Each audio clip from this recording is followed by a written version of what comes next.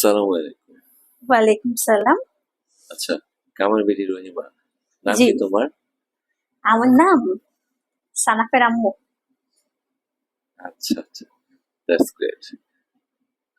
Professionally কি করছো? Full time house wife, মানে গৃহিণী, বাংলা যাকে বলে গৃহিণী। কোয়ালিফিকেশন, আই মিন যোগ্যতা? করছিলাম তো কম্পিউটার সায়েন্স ইঞ্জিনিয়ারিং এ পড়াশোনা, কিন্তু সেই যোগ্যতা আসলে কোনো কাজে লাগে নাই। এখন এই যে হাতাখুন্তি নিয়ে নাড়াচাড়া করি, কিন্তু আসলে কোনো এই ব্যাপারে কোনো কোয়ালিফিকেশন নেই, কারণ বাপের বাড়ি খালি খাইছি আর খাইছি। কোয়ালিফিকেশন ছাড়া এখানে এই সমস্যা। আচ্ছা, তোমার জব রেসপন্সিবিলিটিতে ডিউটি আওয়ার কতক্ষণ? 24 ঘন্টা। যদি 48 ঘন্টা থাকতো, আমার মনে হয়তো 24 ঘন্টা আরো 2 ঘন্টা বেশি হইতো, 26 ঘন্টা বলে চলে। কিন্তু আচ্ছা তারপরে যাই হোক, এখন এই পর্যন্ত 24 ঘন্টায় আসছি ডিউটিতে। ভালো রেসপন্সিবিলিটি পালন করছো।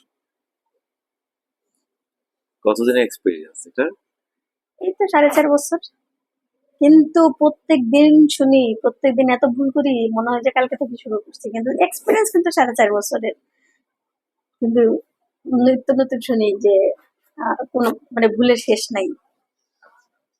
আচ্ছা, ওভারঅল তোমার কাছ থেকে একটা ব্রিফ দাও যে তোমার ভালো লাগা খারাপ লাগার দিকগুলি কি? দিন শেষে ভালো লাগে এইটাই, যে আমার এখন সানাপোনা আছে। এইদের সাথে আমি সারাদিন সময় যে কাটাই 24 ঘন্টার মধ্যে, হাজার কাজ করলে এইটার নিয়ে আমার অনেক সুন্দর সময় কেটে যায়। আর দিন শেষে হাজবেন্ডের জন্য কিছু রাঁধতে পারি, এটা। That's great.